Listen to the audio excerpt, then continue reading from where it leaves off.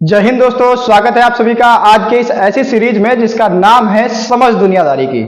दोस्तों, आज के इस वीडियो में हम लोग जानने वाले हैं माँ दुर्गा के 9 अलग अलग अवतारों के बारे में। लेकिन वीडियो को स्टार्ट करने से पहले आप सभी को नवरात्रि की बहुत सारी शुभकामनाएं। मेरी माता रानी से प्रार्थना है कि आप सभी का स्वास्थ्य बहुत उत्तम हो, क्योंकि ऐसा माना जाता है कि अगर आपके पास धन संपत्ति कितनी भी हो, पर अगर आपका स्वास्थ्य अच्छा नहीं है तो आप जीवन के आनंद को भोग नहीं पाते हैं।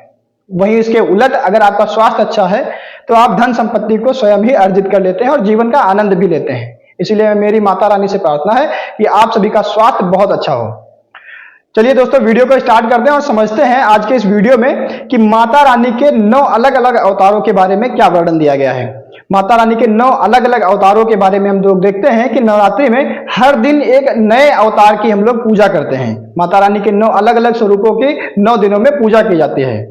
ऐसे ही अवतारों के बारे में भगवान विष्णु के 10 अवतारों की कथा भी आप लोगों ने सुनी होगी, जहां पर भगवान विष्णु के 10 अवतार मानवता की उत्पत्ति के बारे में वर्णन करते हैं, यानी कि ह्यूमन इवोल्यूशन के बारे में बताते हैं। साथ ही साथ मनुष्य की बौद्धिक क्षमता के विकास को धीरे धीरे क्रमशः वो उसमें दिखाया जाता है। उसके बारे में हम लोग किसी अन्य वीडियो में चर्चा करेंगे, लेकिन आज हम लोग देखने वाले हैं माता रानी के 9 अवतार जो एक ही मनुष्य के जीवन के अलग अलग पहलुओं को दर्शाता है। वहीं पे आज हम लोग स्टार्ट करने वाले हैं माता रानी के इस वीडियो के बारे में।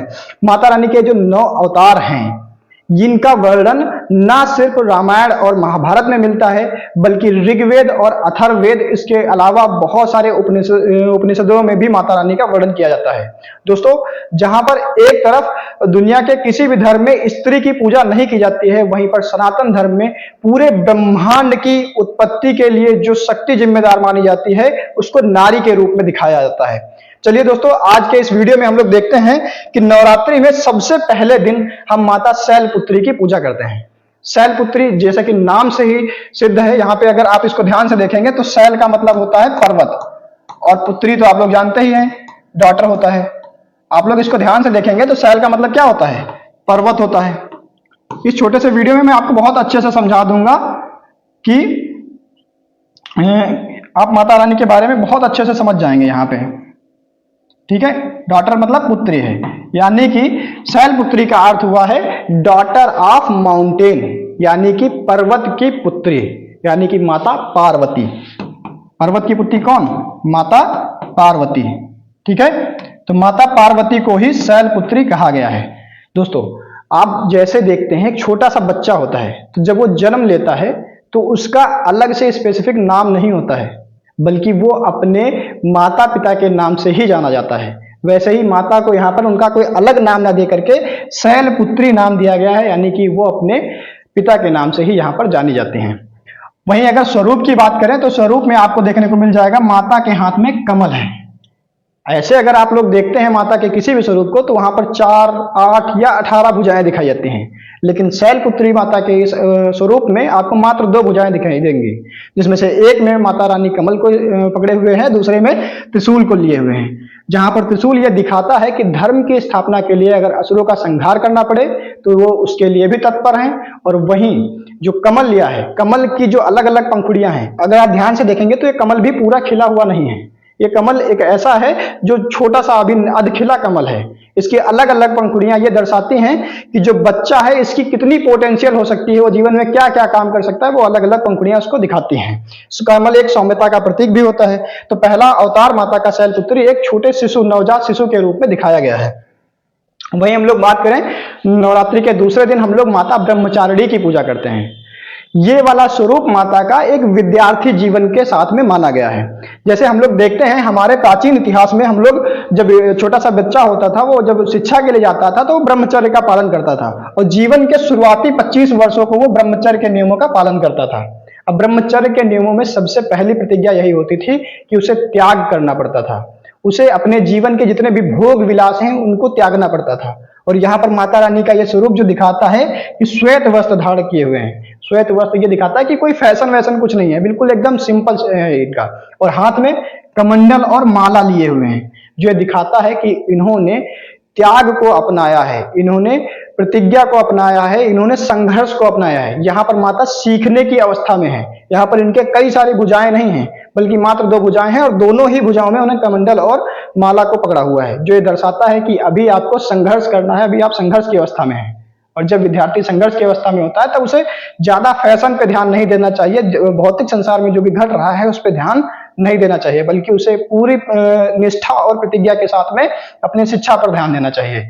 और जब विद्यार्थी सब कुछ सीख जाता है तो माता का तीसरा अवतार जो चंद्र घंटा माँ का अवतार दर्शाता है, ये दिखाता है कि जब आप डिग्री प्राप्त कर जाते हैं, आपके पास अच्छा खासा ज्ञान हो जाता है, तो आप एक पूर्ण मनुष्य के तौर पे विकसित हो जाते हैं, एक अच्छे परफेक्ट पर्सन के रूप में सामने समाज के आ जाते हैं। यहाँ पर माता की 10 भुजाएं दिखाई गई हैं, और 10 भुजाओं में आपको यहाँ पर देखने को मिल जाएंगे, इधर तुमको अस्त्र और शस्त्र दिख जाएंगे, वहीं कमल यहाँ दिखेगा, और साथ ही साथ यहाँ माला और कमंडल भी दिखाएगा। ये दर्शाता है कि भले ही आपके पास कितना भी पावर क्यों ना आ जाए, कितनी भी शक्तियां क्यों ना आ जाए, ये सारी शक्तियां ये दिखाती हैं कि उन्होंने बहुत सारा ज्ञान अर्जित कर लिया है, लेकिन फिर भी उन्होंने अभी भी योग को छोड़ा नहीं है, उन्होंने त्याग को अभी भी छोड़ा नहीं है। बल्कि जो कमल लिए हैं, ये शक्तियों के साथ साथ में सौम्यता को भी दर्शाता है कि आपके पास पावर कितनी भी आ जाए, लेकिन आपके अंदर जो कोमलता होती है, जो वत्सलता होती है, उसको छोड़ना नहीं चाहिए। तो माता तीसरे दिन में माता चंद्रघंटा इस चीज को दर्शाते हैं। फिर माता कूष्मांडा, चौथे दिन हम लोग माता कूष्मांडा की पूजा करते हैं, और ये दर्शाता है कि धीरे धीरे वो युवावस्था की ओर बढ़ रही हैं। यहाँ पे आप ध्यान से देखेंगे, कूष्मांडा का जो अर्थ है, इसको अगर हम लोग अलग अलग तोड़े तो कू धन ऊष्मा और अलग एक अर्थ निकलेगा अंडा, 3 अर्थ निकलेंगे। इसको जब हम इस अर्थ को तोड़ेंगे, इस शब्द को तोड़ेंगे, तो 3 यहाँ पे शब्द हमको देखने को मिलते हैं। जहाँ पे कू का अर्थ होता है छोटा, कू का अर्थ क्या होता है? छोटा। वहीं ऊष्मा का मतलब होता है ऊर्जा, और अंडा तो आप लोग जानते ही हैं, एग जिसे कहते हैं, जहां से जीवन की उत्पत्ति होती है। तो जैसा मैंने शुरुआत में आपको बताया है कि पूरे ब्रह्मांड की उत्पत्ति के लिए माता दुर्गा को ही, माता शक्ति को ही उत्पत्ति का स्वरूप माना गया है, कि माना जाता है कि माता ने ही इस पूरे ब्रह्मांड का सृजन किया है। जैसा आप यहाँ पे देख पाएंगे कि कोई भी नारी ही होती है जो नए जीवन की उत्पत्ति करती है। पुरुष में इतनी क्षमता नहीं होती है कि वो एक नए जीवन का सृजन कर पाए, लेकिन जो महिला होती है, जो नारी होती है, वो एक नए जीवन का सृजन भी कर सकती है, अपने गर्भ धारण से एक नए बच्चे का जन्म भी कर सकती है। यहाँ पे आप लोगों को देखने को मिलेगा माता के हाथ में एक घड़ा है। अब हमारे यहाँ धार्मिक ग्रंथों में या जो पुरानी कहानियां मिलती हैं, उसमें घड़े को गर्भ के रूप में भी दर्शाया गया है। आप महाभारत में भी देखेंगे, दुर्योधन और उसके 100 भाइयों का जन्म एक घड़े से ही दर्शाया जाता है, यानी कि घड़ा जो है वो गर्भ का प्रतीक है। माता दिखाती हैं कि यहाँ पे उन्होंने गर्भ को धारण किया हुआ है, एक गर्भवती स्त्री के रूप में यहाँ पे दिखाया गया है। साथ ही जो अस्त्र शस्त्रों के साथ सुसज्जित है, ये दिखाता है कि वो अपनी संतान के लिए हर तरीके से तैयार हैं, उस पर आने वाली आंच से लड़ने के लिए भी तैयार हैं। और साथ ही साथ कमल ये दर्शाता है कि वो सौम्यता के साथ में अपने बच्चे का लालन पालन करने के लिए भी एकदम रेडी है। वही माता का अगला स्वरूप माता स्कंद माता है। यहाँ पे जो माता है वो अपने बच्चे के नाम के साथ में जानी जाते हैं। नाम है स्कंद माता। स्कंद यानी कि कार्तिकेय।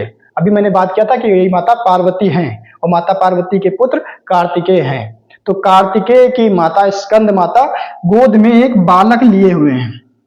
ये बालक और कोई नहीं बल्कि भगवान कार्तिकेय ही है। अब यहाँ पर जब आप अपने आसपास जब देखेंगे, कोई माँ होगी और अपने बच्चे को अपनी गोद में जब लिए बैठी होगी, तो उसके आसपास कोई अस्त्र शस्त्र नहीं होंगे। जैसा कि यहाँ पे भी दिखाया गया है, माता के दोनों हाथ कमल से सुसज्जित हैं, बल्कि इस वाले स्वरूप में आपको कोई भी अस्त्र शस्त्र नहीं देखने को मिलेंगे।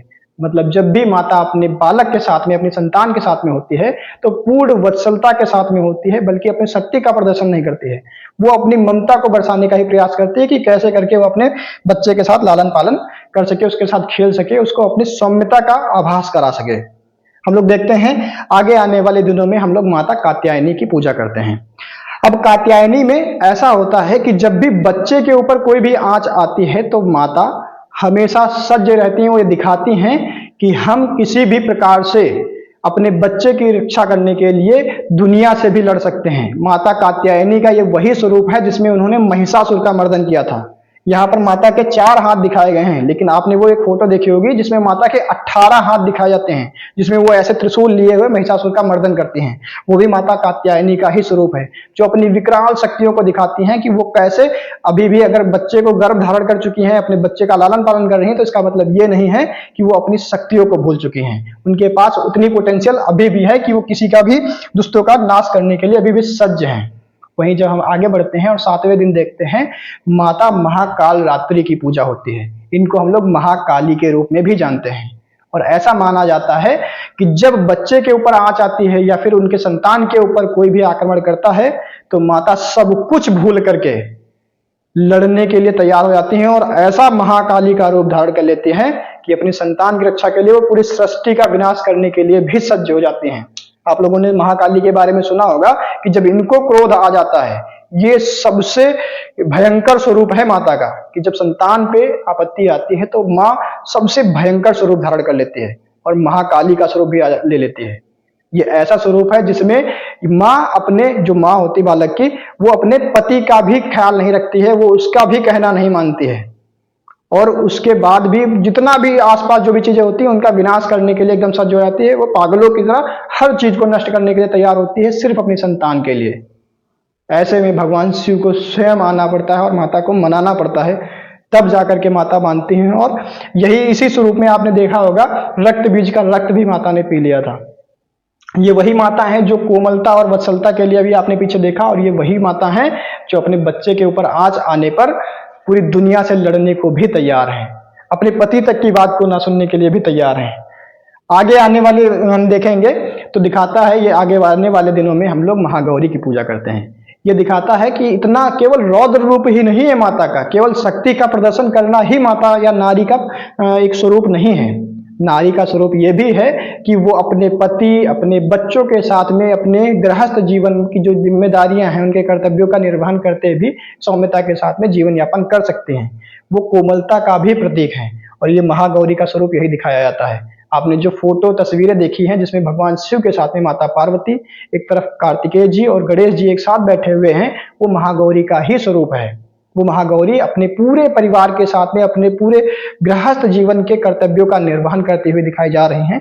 और यहाँ पे माता की कोमलता को आप लोग ध्यान से देख ही सकते हैं कि कितना कोमल सा स्वरूप है माता का महागौरी स्वरूप। ये उनके गृहस्थ जीवन के बारे में दिखाता है। आने वाला 9वें दिन हम लोग माता सिद्धिदात्री की पूजा करते हैं।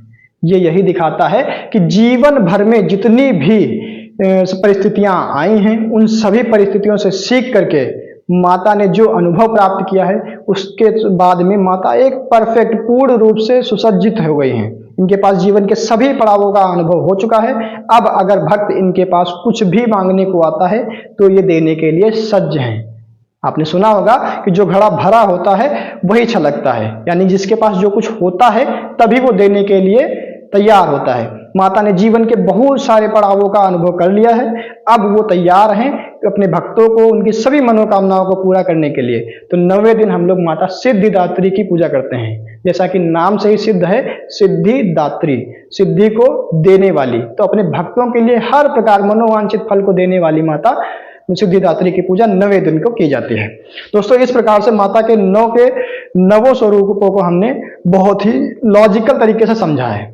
बहुत सारे जगहों पे आपने देखा होगा किसी भी धर्म में स्त्री की पूजा नहीं की जाती है। मात्र सनातन धर्म ही एक ऐसा धर्म है जहां पे ये दिखाया जाता है कि दुनिया में जब कोई एक नए जीवन की उत्पत्ति नहीं कर सकता है, केवल एक स्त्री ही है जो नए जीवन की उत्पत्ति कर सकती है, तो उसको भी महत्व मिलना चाहिए। दोस्तों, आप हमारे यहाँ कुछ कहानियां ऐसे भी चलती हैं कि जब शक्तियों के वितरण की बारी आई तो तीनों शक्तियां, जो बड़ी बड़ी शक्तियां थी, एक तरफ से जो शंकर जी का त्रिशूल है, दूसरी तरफ से जो ब्रह्मा जी का चक्र, विष्णु जी का चक्र है, और तीसरा वो ब्रह्मा जी का ब्रह्मास्त्र, ये तीनों शक्तियां एक साथ धारण करने की शक्ति जब किसी एक पुरुष में नहीं हुई तो ये तीनों अस्त्र अलग अलग पुरुषों को दिए गए। जो त्रिशूल है वो शिव जी को दिया गया, जो चक्र है सुदर्शन चक्र वो ब्रह्मा जी विष्णु जी को दिया गया, और ब्रह्मास्त्र ब्रह्मा जी को दिया गया, क्योंकि एक पुरुष में तीनों अस्त्र को एक साथ धारण करने की क्षमता नहीं थी। लेकिन जब एक महिषासुर नामक राक्षस को मारने की बारी आई तो ये तीनों अलग अलग मिलकर के उसको मारने के लिए भी पर्याप्त नहीं थे। तब माता ने ये तीनों अस्त्र एक साथ धारण किए, जो दिखाता है कि एक स्त्री के पास इतनी पोटेंशियल है जितना एक पुरुष में कभी नहीं हो सकती। एक स्त्री गर्भ के समय जितनी पीड़ा को सहन करती है उतना एक पुरुष के बस की नहीं, पागल हो जाएगा या फिर मर ही जाएगा उतनी पीड़ा को अगर उसने झेल लिया तो। माता का ये स्वरूप यही दिखाता है कि अलग अलग पुरुष जितनी शक्तियों को धारण नहीं कर सकते उतना एक महिला एक साथ में धारण कर लेती है। और ये सारे अस्त्र, चाहे वो ब्रह्मा जी का वो आप तलवार देख लें, चाहे शिव जी का त्रिशूल देख लें या फिर चक्र देख लें, माता के एक ही स्वरूप में एक साथ आपको लिए हुए मिल जाएंगी। और इन तीनों अस्त्रों के साथ में एक हाथ में कमल भी लिए रहेंगी कि इतनी सारी पावर, दुनिया की जो सबसे बड़ी बड़ी पावर है, जो सबसे बड़े बड़े अस्त्र हैं, वो सब भी साथ में हैं, लेकिन फिर भी उनकी सौम्यता नहीं गई है। उनके अंदर की जो मुस्कान है, उनके अंदर की जो कोमलता है, वो उस कमल के फूल के साथ में वो दर्शाते हैं कि कितनी भी पावर आपके पास क्यों ना आ जाए, लेकिन आपको अपनी कोमलता को नहीं भूलना चाहिए। आपको अपनी शक्तियों का दुरुपयोग किसी दूसरे के साथ नहीं करना चाहिए। आप अपनी शक्तियों का उपयोग करिए, उससे आप लोगों का भला करने का प्रयास कीजिए, लेकिन जो आपके पास शक्तियां आई हैं उनसे किसी के साथ अत्याचार मत करिए। अपने आप में संयम बना के रखिए, क्योंकि ऐसा माना जाता है कि पावर के साथ साथ में आपका दिमाग जो है भेजा काम करना बंद कर देता है, तो उसको काबू में रखिए। इसी के साथ अगर आपको ये जानकारी अच्छी लगी हो तो उन लोगों के पास जरूर भेजना जो नवरात्रि में व्रत रखे हुए हैं, क्योंकि ऐसा होता है कि जब आप कोई भी काम करना स्टार्ट करते हैं तो उस काम के बारे में, आप जो भी कर रहे हैं उसके बारे में अच्छा सा ज्ञान आपको होना चाहिए, तभी आप अपनी पूरी निष्ठा के साथ उस काम को अंजाम दे पाएंगे। दोस्तों, आपको अगर ये वीडियो अच्छा लगा हो तो इसको आपके उन दोस्तों के साथ में शेयर जरूर करिएगा। एक बार फिर से आप सभी को नवरात्रि की बहुत बहुत शुभकामनाएं। जय माता दी।